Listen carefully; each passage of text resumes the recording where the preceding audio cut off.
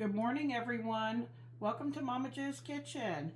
It is a beautiful Sunday morning, and I'm up super early because today we have plans to go to church, and then after church we have our local annual baptism at our church. So we all like to celebrate that, and we watch people profess their faith in Christ, and of course we like to celebrate with food. Who doesn't like to celebrate with food? So we had a sign-up sheet at our church, and they had specific things that they usually like to ask for, like they provide the meat and they want people to make sides.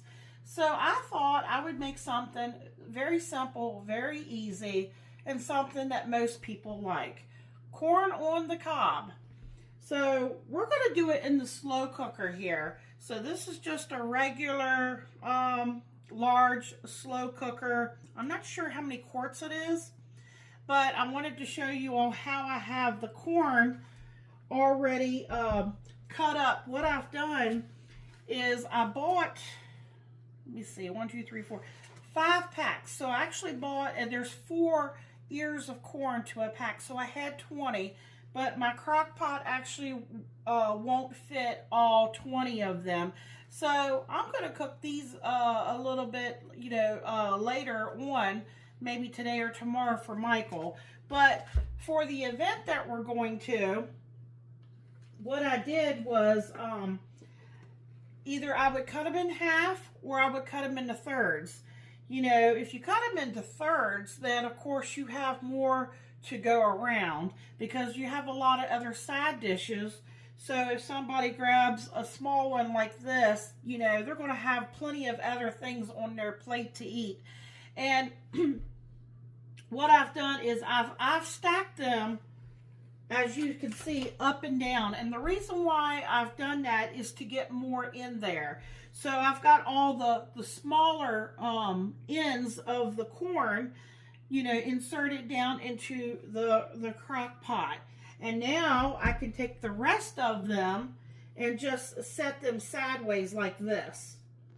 Because you want to make sure that you have enough room in there to cover them, and you want to make sure, the lid will go on it.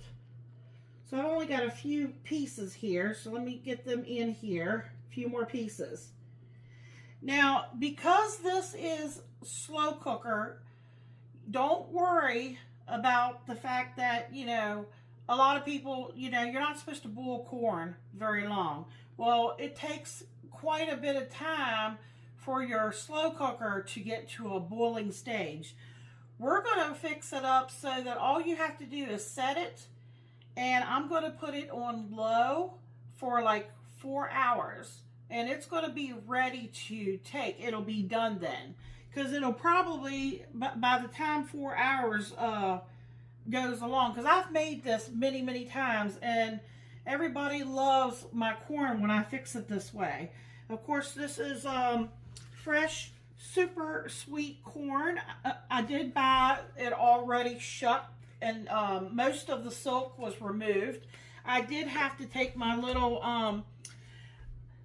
handy dandy here little utensil that my daughter-in-law gave me one year for Christmas, and I think she told me she bought this at the Paula Deen store, and I've used it before, and it really does help get a lot of the silk off of your corn. So don't worry, because do your research. The way I'm fixing this corn, you might say, well, it's going to be tough. I've never had anybody complain that it's tough, and I'll show you why. I'm just going to move this out of the way here. Usually I'll just fill it up with water and my other stuff, but actually what I'm going to do, I think, is go ahead and get everything kind of stirred together. You're going to need about a cup of milk. And some people might call this sweet milk. If you're from the South, they would call that sweet milk. We're not from the South, but somebody might think that we are, since, where we live at. And then I'm going to put And some people say don't put salt in it. You do what you do you. I put salt in ours. And I've never had anybody complain. So I'm going to do about a teaspoon of salt. Trust the process. Milk, a little bit of salt, and a little bit of sugar. If you don't want to do a fourth of a cup, but see, I've got a full crock pot there, so I'm doing a fourth of a cup. It's already, you know, going to have its own natural sweetness. What this does, it actually just helps to release it even more.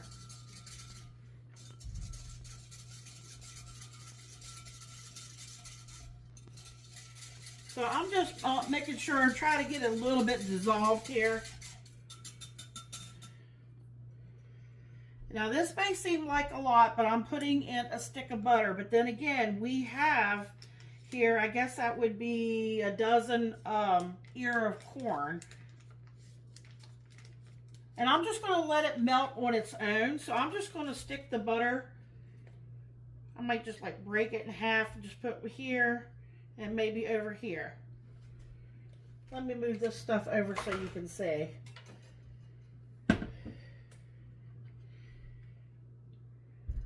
I know I'm going to need some water, so I'm going to go ahead and start putting some water in and keep an eye as it's coming up, because I got to make sure I have enough room for my milk and stuff too.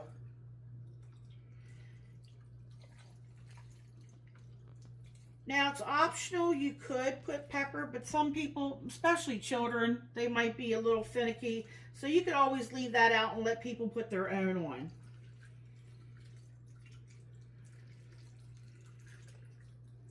Okay, I might even have to add some more here, water.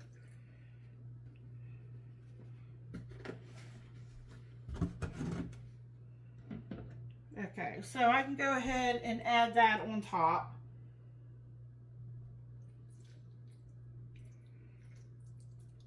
Now that might sound strange, but believe it or not, this really does make for very good corn.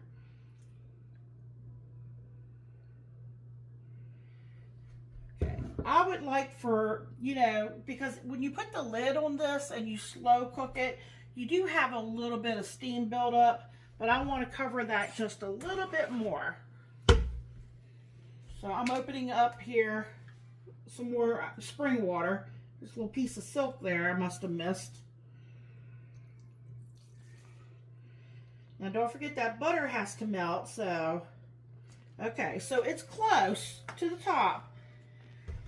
And you could always, like, you know, turn the corn a little bit if you wanted to. I think it'll be fine, though, because once it starts to melt here, let's see.